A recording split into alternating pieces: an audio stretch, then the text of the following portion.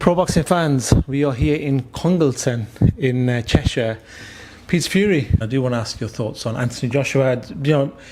Obviously, I watch a lot of Carl Froch's opinions on this, and he's saying that, look, he doesn't have any sort of bad things to say about Joshua, but he feels that this time is right for Anthony to possibly retire, and that this is the time. Do you feel like when you look at Anthony, and one thing that Carl said actually is that he's not the same age. He's a bit scared to go into attacks now because of the previous knockouts. You're very experienced in this game. This is why I like to pick your brain on stuff like this. Do you see that in Anthony Joshua? What Carl is saying, that you possibly see him, and do you feel like we are seeing towards the end of his career, unfortunately? Listen, let's look at what Marvin Hagler said, one of his famous quotes. Yeah? Can you get up at 4 a.m. and 5 a.m. in the morning and run when you're sleeping in silk sheets? Yeah. He's made hundreds of millions, whatever he's worth, I don't know, but he's made a colossal amount of money. So it's hard to have that hunger, that desire there. When you've been to the top, you've won a world champion a few times. He's had a fabulous career. He's still dangerous, but it's up to him. I can see one respect what Carl Froch is saying. But he's not as explosive. But look, me putting the trainer's hat on, I'd say being explosive and getting chinned is doing it the wrong way. So if I was instructing Joshua, I'd be telling him to box. The power's there. So when he's aggressive and he's coming in for the kill, all these type of fighters are going to end up on the back, because you can walk into trouble. And a heavyweight, when they hit you, no matter who you are, Joshua's not chinny. He's been able to get up and he's tried his best, but the punches he's took, you get it flush on. Yeah. I don't care who you are, and the best fighters in the world will tell you the same thing. When you get it properly, you hit. Do you know what I mean? The question is, with Anthony, and you just got to watch. You just got to be careful and box your way in, bud. That's the question that people are saying. He did try to go through that phase where he tried to box and work things out. And maybe even that period of he got criticism in that period where I think he left Rob McCracken at that point, and there was I think he was training with Robert Garcia and Angel Fernandez at that point. He tried to box his way, and we saw in the Usyk second fight actually, he went the whole trial, and it was a decent performance by Joshua in Jeddah. But do you feel like he has that in him, that he can be a boxer as well as a fighter? You know what I see with a lot of fighters? They get to the top of the tree, they're a money train, and everybody can do it better. And they end up having an army of different trainers, because everybody wants to get the face on the camera. They want to be famous through somebody else's hard work, and everybody tells them what they want to hear. But half of it, and most of them, are going on the decline. That's the bottom line. Actually, interesting, because I was listening to TalkSport on the way in. Because anybody's going to kiss your ass when you're already a world champion and you're an heavyweight. Yeah. Because heavyweights, when you're a world champion, all the hard work's done. Done. So any idiot's going to come by, blow smoke up your ass, and fighters at half-time are the silliest on the planet, because they can't see it. They don't realise what people's after. They're after getting famous off that fighter what's already been made by somebody else's hard work. But that's it, everybody can do it better, but that's down to the fighter. It's down to how much to listen to, educate. But I think fighters, when they look back at their career, they'll see it all themselves and say, whatever did I do that for? I was actually listening to TalkSport. Paul Smith was on there. Obviously, Stephen Smith's out there. That's why I just remembered it. But it was good to see Stephen. I'm just the good brothers. I'm glad he's here. And Paul's obviously taken up a coaching career, and he's obviously dealing with Zizou out in Saudi, and a few fighters. And he's saying that, listen, even nowadays you get a lot of trainers who want to take the limelight, so they want to be the main person, but you forget about the fighter. He goes, I'm not like that. The fighter should be coming first. Is that what you're trying to say? That, listen, people, maybe there's trainers out there that are trying to take advantage of fighters, or high-profile fighters, and maybe trying to make it more about themselves in certain circumstances? There's people around, but look, I've brought fighters up from rock bottom. Yeah, no, you have. Spent years in the gym. Yeah, old Brendan Ingle, the same. Spent years in the gym. I've got young kids in here coming through. I've got one of my great nephews here, James Dean. He's been with me since he was 13. Yeah, I'll see his amateur career through, his professional career through, and guide him right to where he's going. Yeah, a lot of other young fighters I've got in here, but the hard work's done, isn't it? So when they become world champion, and some idiot gets in their ear holes and they go elsewhere, what does it tell you? They haven't done the groundwork. These fighters not always like that. They've had to be mentally coached, Groundhog Day, year in, year out, year in, year out, to get them where they are. So this is the thing. So people, a lot of the time, people like myself and other trainers like me, you can get abused as well, because fighters, some of them, not all of them, don't really appreciate what you do. How important is it then for that fighter to have trustworthy family members and team members around them? Because boxing is a brutal sport. We've seen many fighters being, scammed of money and, not paid on time, and managers taking this amount of percentage. And we've heard all the stories. I've been in the game for 10 years, Peter. You know more than I do about all this sort of stuff. So how important is it that a fighter has the right people around him? I think, look, it's very important, but it's.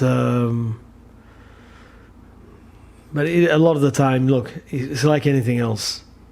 If there's a pot of gold over there and you can go and take it, or you've got to climb Mount Everest and you're not sure the pot of gold's at the top, it's obvious what they try and do, isn't it? If something's already made, you're going to rather eat a nice steak or something already cooked, aren't you, than have to go to the shop, buy it and cook it and everything else. So it's just the way it is. That's just the way That's just the way life is. Life is, actually. Will never change. Last one before you But let you go. regarding Joshua and stuff, I wish the fella all the best. 100%. I think he's a very nice fellow. He represents boxing very well. And I think he's been a good fighter, and he still is a good fighter, but is it there? I just can't believe, though, the silly mistake he done with Dubois. There was actually that clip on that fight when Shane McGuigan, he turned to Shane McGuigan and Shane gave, Ben Davison must have given his opinion, and Shane said, no, it's incorrect.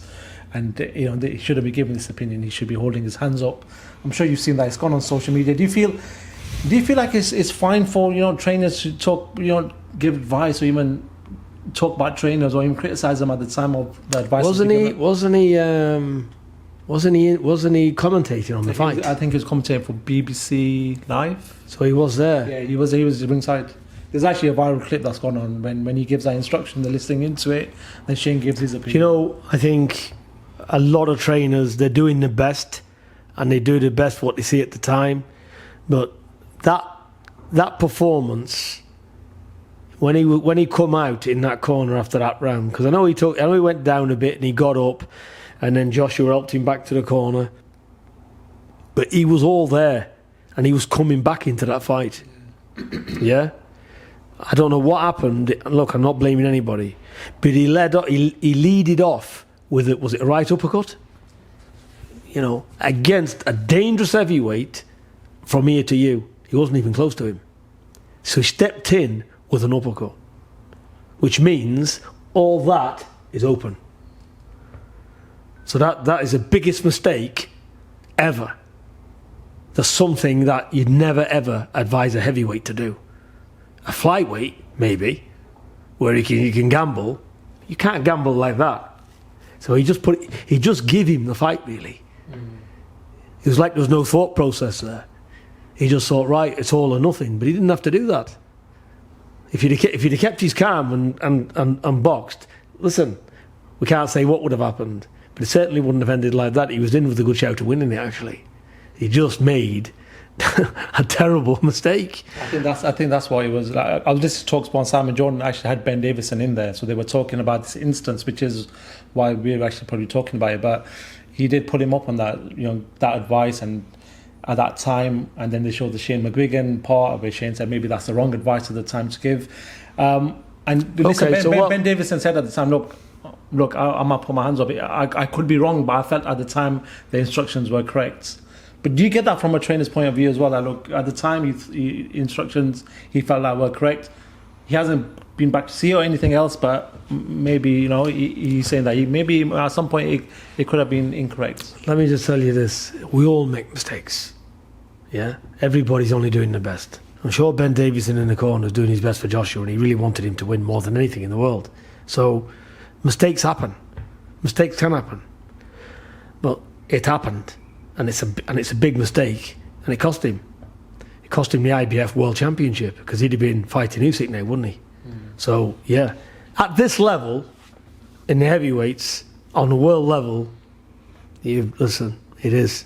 But look, he's a young trainer, and I'm sure with experience, Listen, when you grow older, you get more experience. There's life, whether you're boxing or whether you're walking down the street.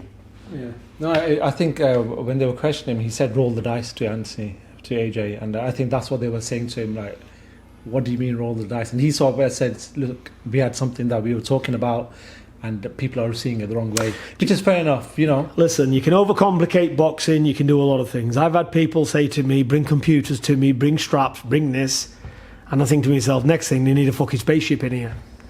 Do you understand? Yeah. It's not it's not rocket science. It's too much on the scientific bullshit. Let me tell you something, yeah? Where you're standing, where you're punching from, you know? Can you control that fighter's mind? Do you know what the other trainer's going to say to him when he goes back to the corner? Are you aware of all that? Are you going to make your fighters fight in a certain way that you know what instructions he's going to get the other opponent? Because that's when you're forward thinking, isn't it? Yeah. So, you know, maybe a lot of trainers should sit down in a dark room and, I don't know, maybe the best trainers are a little bit insane. Are you talking about yourself? Maybe some trainers has got a touch of autism, I don't know. A final one before I let you go. But listen, we all make mistakes, but on a serious note, 100%. I think he can come back. Yeah. With a lot of fighters, it's what hunger's there. Okay. Because it comes back to that silk pyjama stuff, doesn't it? Mm. Can they bring themselves away from it and keep digging deep, you know, when, you know, they've achieved great things.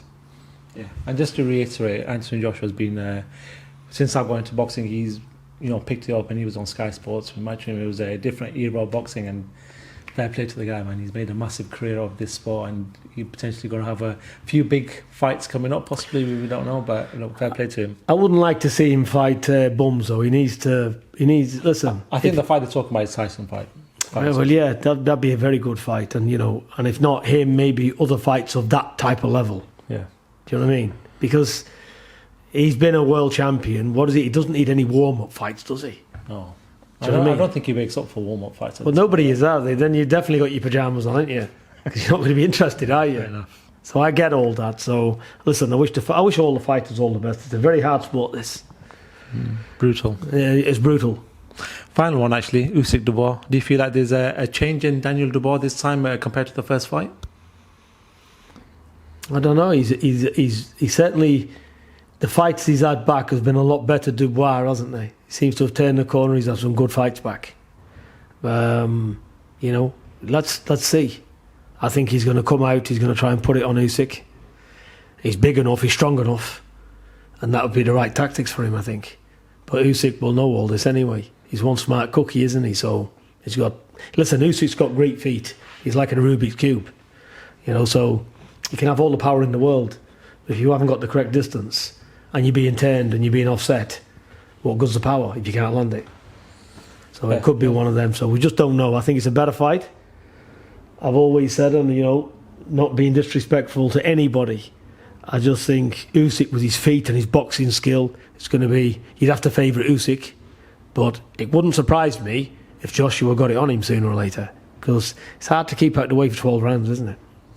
Actually, just before we let you go, talk about Usyk. Lomachenko's decided to call it a day in his career. Just talk to me about what a great fighter he was in the amateurs and what a great fighter he turned out to be in the professionals. Oh, I thought he was in the professionals. I thought he was unbelievable.